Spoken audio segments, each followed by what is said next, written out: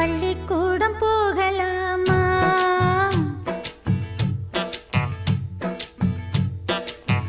அதுக்கு புத்தகத்தை வாங்கலாமா?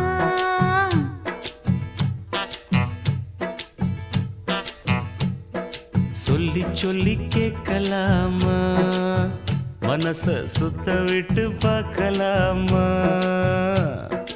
எல்லோருக்கும் நல்ல பாடம் சொல்லாமலே புரியும் பாடம். அப்படி மைனாவே மைனாவே மைனாவே வா, பள்ளிக்கூடம் போகலாமா?